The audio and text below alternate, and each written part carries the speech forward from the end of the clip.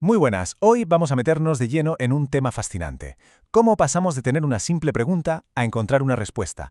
Pero una respuesta de las de verdad, de las que se sostienen. Vamos a hablar del viaje estructurado que es la investigación, una auténtica hoja de ruta para resolver problemas. Y es que, a ver, parémonos a pensar un momento. Vivimos rodeados de información, de opiniones, de ruido por todas partes. ¿Cómo sabemos qué es verdad y qué no? Pues para eso hace falta un método, ¿no? Una especie de brújula para no perdernos en medio de tanta incertidumbre y llegar a buen puerto. Y esa brújula, ese camino seguro, es precisamente la investigación. Ojo, que no hablamos de tener una corazonada o de adivinar, para nada. Hablamos de seguir un proceso, unos pasos muy claros, diseñados específicamente para construir algo sólido, algo que perdura, el conocimiento. Empecemos por el final, por el objetivo. Pensemos en qué es el conocimiento. No es solo acumular datos sueltos, como saber la temperatura que hace hoy. Es mucho más. Es entender por qué hace esa temperatura. Es el qué, sí, pero sobre todo es el por qué de las cosas. Y la investigación es justo la herramienta que tenemos para llegar a ese por qué. Vale, pero ¿cómo nos fiamos de ese conocimiento? ¿Cómo sabemos que es sólido? Pues aquí es donde entra en juego la ciencia. La ciencia es como el control de calidad, el sistema que se asegura de que todo lo que construimos sea ordenado, tenga sentido y lo más importante, que cualquiera pueda comprobarlo por sí mismo. Exacto. Si la ciencia es el sistema, la investigación es el motor que lo mueve. Es la acción, el ponerse manos a la obra. Es ese proceso riguroso de buscar, de interpretar datos y algo que es súper importante, de estar dispuestos a cambiar de ideas si los hechos nos demuestran que estábamos equivocados. Bueno, pues vamos a meternos en faena. Antes de empezar cualquier viaje hay que elegir un camino, ¿verdad? Pues en investigación pasa exactamente igual. Lo primero es decidir cómo vamos a pensar, cómo vamos a razonar.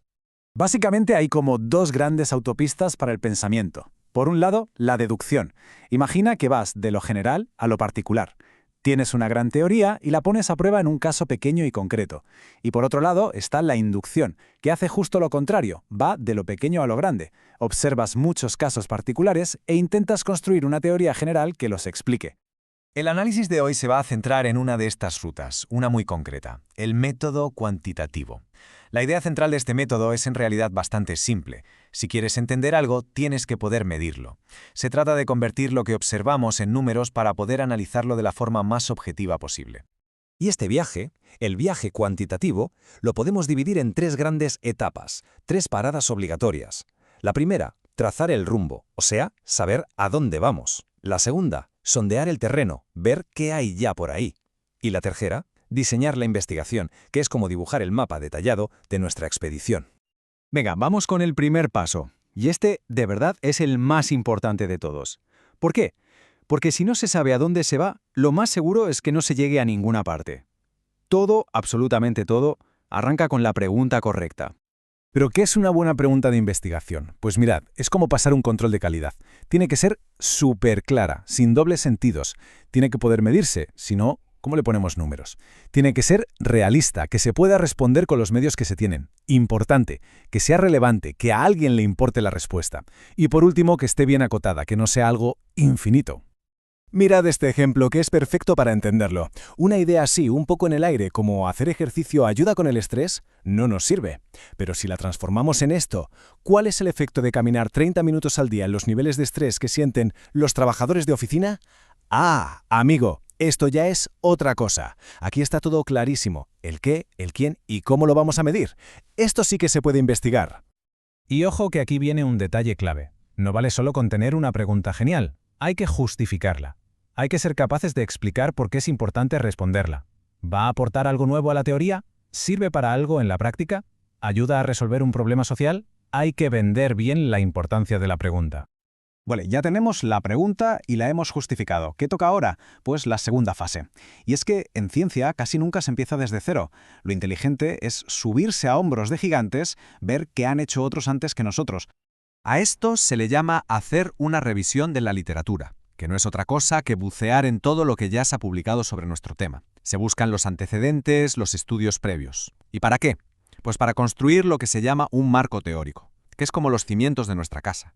Es poner nuestra pregunta en el contexto de lo que ya se sabe. Y mientras hacemos esa revisión, empezamos a ver cuáles son las piezas clave del puzzle, esos elementos que vamos a tener que medir. A eso lo llamamos variables. En nuestro ejemplo de antes, el tiempo que se camina es una variable y el nivel de estrés es otra. Son como los protagonistas de nuestra investigación. Y ahora viene un paso que a mí me parece casi alquimia pura. Se llama operacionalización. Suena complicado, pero la idea es brutal. Consiste en coger un concepto abstracto, algo que no se puede tocar, como el estrés o la felicidad, y convertirlo en algo que se puede medir con un número. Por ejemplo, decidir que el nivel de estrés va a ser la puntuación que alguien saque en este test psicológico concreto. Sin este paso es imposible medir nada. Es el punto donde una investigación se convierte en ciencia de verdad o se queda en una simple charla. Perfecto. Ya sabemos qué queremos preguntar y sobre qué bases teóricas nos apoyamos. Ahora toca la parte práctica, crear el plan de batalla. El diseño de la investigación es, ni más ni menos, que nuestro plano detallado, nuestra estrategia a seguir. Y aquí, a grandes rasgos, podemos tomar dos caminos. Por un lado, el diseño experimental. Aquí quien investiga se moja, interviene. Por ejemplo, le dice a un grupo, vosotros vais a caminar media hora al día, y a otro grupo, vosotros nada. Y luego compara. Por otro lado está el diseño no experimental. Aquí quien investiga es más un observador. No le dice a nadie lo que tiene que hacer, simplemente observa la realidad tal y como es, y compara, por ejemplo, a la gente que por su cuenta ya camina con la que no.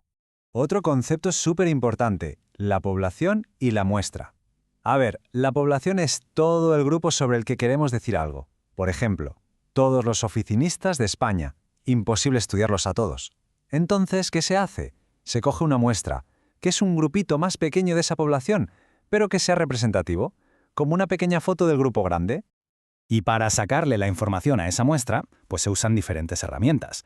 Lo más típico en la investigación cuantitativa son las encuestas, los cuestionarios con preguntas cerradas, la observación sistemática de comportamientos o incluso analizar bases de datos que ya ha recogido otra gente. La herramienta que se elige depende de la pregunta que nos hemos hecho, claro.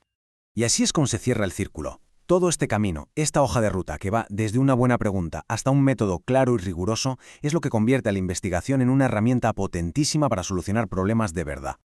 Vamos a repasarlo todo rápidamente, como si fuera una película. Todo empieza con una chispa, una idea. Esa idea se pule y se convierte en un problema de investigación. Luego se mira qué han hecho otros para construir un marco sólido. Se diseña un plan de acción, se recogen los datos, los números y finalmente se analizan para llegar a una respuesta. Una respuesta con fundamento.